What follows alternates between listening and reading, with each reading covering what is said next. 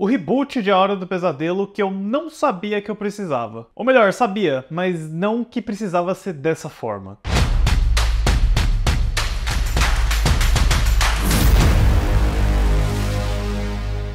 Olá, fãs da Sétima Arte, meu nome é Lucas Nascimento e esse é o Lucas Filmes, e hoje eu tô aqui para falar sobre O Homem dos Sonhos, novo filme da A24 dirigido pelo Christopher Borgli. Mas antes eu pedi para você curtir esse vídeo, se inscrever no canal e ativar o sininho para não perder a notificação dos próximos vídeos. Olha, uma das melhores coisas que aconteceu com a carreira do Nicolas Cage foi ele ter entrado no radar da A24, porque eu sinto que o Nicolas Cage foi esse grande ator dramático de grande presença e imponência nos anos 90, no início dos anos 2000, mas naturalmente o Nicolas Cage passou por aquela fase de virar um grande meme, de diversos trabalhos, monólogos e cenas específicas da carreira dele se tornarem momentos de grande piada. É até um choque para alguns amigos meus quando eu falo que o Nicolas Cage tem um Oscar de melhor ator, que ele venceu por Despedida em Las Vegas nos anos 90, porque ele de fato se tornou quase uma paródia de si mesmo durante um período dos anos 2000, início dos anos 2010, fez diversos filmes de qualidade questionável, muitas produções direto para streaming, direto para DVD. O Nicolas Cage, né, tem uma fama notória de gastar dinheiro com coisas meio inúteis, como ossos de dinossauros e até financiar expedições para encontrar o Santo Graal. Enfim, isso é o Nicolas Cage, então não é nenhuma surpresa dizer que ele teve uma fase um pouco negativa num certo período, mas com a ascensão da A24, que dá espaço para vozes criativas e audaciosas, você tem essa união bem interessante de um projeto que às vezes não necessariamente tem a atenção que ele precisa, mas quando você anexa um astro como o Nicolas Cage, isso aconteceu com diversos projetos no passado. Eu sinto que o Nicolas Cage tá numa espécie de ressurgência da carreira dele, como por exemplo Pig, aquele filme da Vingança do Porco, o Mandy, que é outro filme de vingança também completamente surtado, e agora a gente chega nesse novo projeto que é o Dream Scenario, o Homem dos Sonhos aqui no Brasil,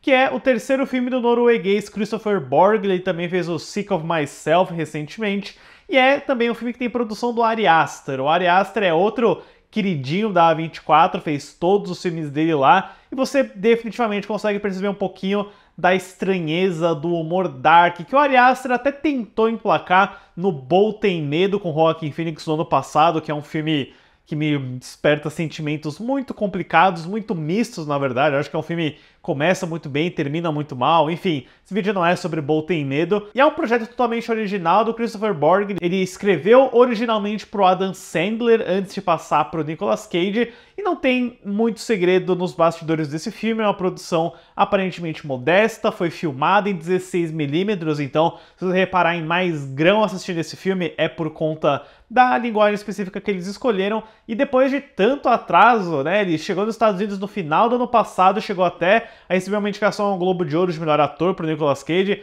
e só agora, finalzinho de março, ele chega nos cinemas brasileiros. E por incrível que pareça, eu não tinha assistido até então, ele já tá na locadora há muito tempo, mas olha, valeu a espera, porque definitivamente esse é um dos filmes mais legais, interessantes e envolventes de 2023 que eu tô assistindo agora. A história do filme segue o professor Paul Matthews, vivido por Nicolas Cage. Quando diversos alunos e pessoas ao seu redor começam a relatar curiosas aparições em seus sonhos, ele se torna uma celebridade e objeto de interesse, principalmente quando os sonhos começam a se tornar pesadelos traumáticos. Que ideia desse filme, né? Eu achei muito divertido quando eu vi o trailer, essa noção de que o Nicolas Cage é uma figura que começa a aparecer nos sonhos das pessoas, mas sem ter controle, né? Ele não consegue controlar o que está acontecendo com ele, nunca é explicado ao longo da história o motivo disso está acontecendo, o que desperta as aparições, nem, né, o motivo que torna esses sonhos começarem a se tornar pesadelos muito bizarros. Eu acho que é o tipo de premissa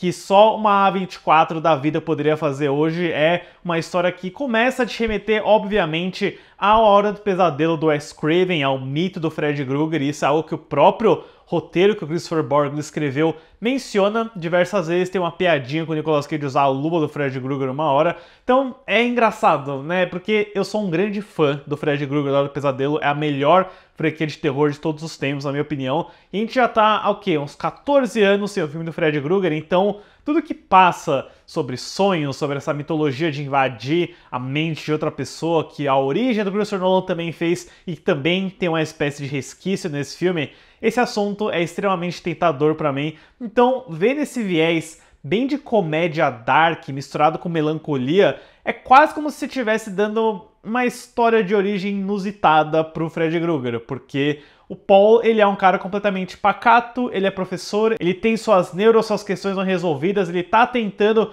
conseguir um crédito de uma outra professora que tá usando um termo que aparentemente ele patenteou. Então é o clássico probleminha do cara que tá lá no seu mundinho e que de repente começa a estar no mundo de todas as outras pessoas. Então eu acho que o roteiro do Christopher Borgli lida muito bem com essas situações, especialmente, né, tem uma porção do filme que envolve uma menina que diz que tem sonhos eróticos com o personagem dele, o que garante um encontro entre os dois, que é um dos momentos mais constrangedores que eu vi num filme em muito tempo, mas especialmente a aura de mistério e quase como o roteiro do Borgli começa a falar um pouquinho sobre o mito da celebridade, né? O cara começa a ficar famoso da noite pro dia, então ele naturalmente vira alvo de empresas de publicidade, tem uma participação do Michael Cera como um RP que tá tentando juntar ele com marcas famosas como a Sprite, né, para vender produtos nos sonhos das pessoas, apesar de ele não ter controle algum sobre o que ele faz nos sonhos, né? Tudo isso é muito interessante, é muito original e é engraçado nessa primeira parte. Você definitivamente ri das situações, a performance do Nicolas Cage é muito divertida porque ele tá com uma caracterização bem específica, tá com uma voz, tá com uma postura o tempo inteiro insegura, e que você vê que ele gosta dessa atenção. Tem uma hora quando ele tá na sala de aula e todo mundo começa a falar dos sonhos, ele interrompe a aula e começa a assistir, né, a ouvir as pessoas falarem dos sonhos como se fosse uma criança, né? Você consegue ler muito desse personagem através da performance do Cage e eu realmente fiquei impressionado. Eu acho que é, de verdade, um dos melhores trabalhos do Nicolas Cage em pelo menos uns 20 anos. E o mais interessante é quando o Homem dos Sonhos começa a migrar dessa comédia surrealista quase Charlie Kaufman para um filme que começa a ficar muito mais pesado, muito mais dramático, porque quando os sonhos viram pesadelos, o Paul começa a passar por uma espécie de linchamento moral, ele começa a ser literalmente cancelado por todo mundo por conta desses sonhos do qual ele não tem nenhum controle. São sonhos onde ele tá matando as pessoas, tá invadindo as casas, tá fazendo coisas, né, desagradáveis. Então a figura dele começa a ser persona não grata por todo mundo. Isso é muito interessante, você começa a sentir muita pena do personagem, porque é aquele tipo de história, de narrativa, onde a situação vai ficando cada vez maior, cada vez mais sem controle, num nível quase de terror mesmo, né? Eu gosto como o Christopher Borgli, ele escreve, dirige e monta o filme. Ele tem um olhar visual bem interessante na forma como esses sonhos se desenrolam, porque tem várias imagens e sequências que às vezes são meio, né, como você tá querendo falar sobre sonhos que não tem muito sentido, são meio estranhos, são meio assustadores, trazem imagens do Nicolas Cage parado num canto na parede, dele correndo de uma forma meio espalhafatosa atrás de uma pessoa. Ele brinca muito bem com o imagético dos sonhos, apesar de eu não ser muito fã da estética dos 16mm, eu nem sei por que essa foi a escolha desse tipo de película nessa história. Eu pessoalmente não sou muito fã, eu não gosto de grão exagerado como tá nesse filme, mas eu acho que ele faz um trabalho muito legal nas transições de cena também, e é muito interessante o fato de que ele cumpre essas três funções, porque os cortes, às vezes eles são meio abruptos, mesmo dentro de uma cena só. Às vezes o Nicolas Cage ele tá sentado num lugar e aí você corta para ele já abrindo uma porta, ele vai comendo os segundos e a progressão do tempo de uma forma bem interessante. Eu acho que isso faz sentido numa narrativa que está falando de sonhos dessa forma lisérgica. Então, eu não conhecia o trabalho do Borgli, mas definitivamente é um cara interessante que entende muito bem de linguagem. E assim, eu tava gostando tanto do Homem dos Sonhos que quando ele foi chegando no terceiro ato, eu não fazia ideia do que poderia acontecer, eu não fazia ideia de como essa história iria acabar. Então, acho que eu criei tanta expectativa assistindo ao filme do final que eu acabei me decepcionando um pouquinho, mas é por um motivo de que eu sinto que o roteiro poderia ter ido mais longe, que ele acabou meio que sem querer criando um universo que eu veria muito mais, sabe? Tem uma ideia que ele introduz bem no finalzinho do filme, não vou falar aqui o que é, mas que traz umas participações inesperadas de umas pessoas que eu não tava esperando. Eu falei, nossa, aquele cara, aquela atriz, e introduziu um conceito que eu falei, caramba, eu veria um filme inteiro sobre isso. Eu veria um filme inteiro sobre essa ideia que envolve influencers, que envolve sonhos, mas que eu achei realmente muito original. É o tipo de ideia que me deixa empolgado. Então eu acho que de tão empolgado, eu fiquei um pouco triste quando o filme acabou. Porque eu pensei, poxa, eu sinto que você não resolveu tudo. Eu sinto que você não trouxe um fechamento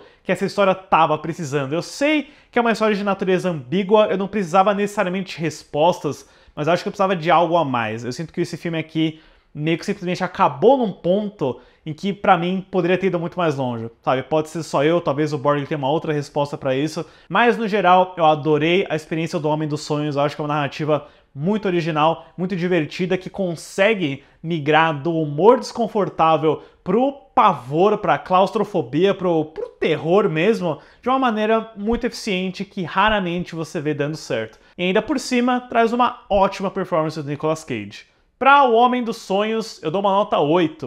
O filme estreia nos cinemas brasileiros nessa semana, na quinta-feira, e eu definitivamente recomendo, se você gosta, né, de filmes como A Hora do Pesadelo, A Origem, O Brilho Eterno de Uma Mente Sem Lembranças, O Homem dos Sonhos com certeza se encaixa nesse grupinho. Certo, pessoal? Obrigado pela visita e até a próxima sessão.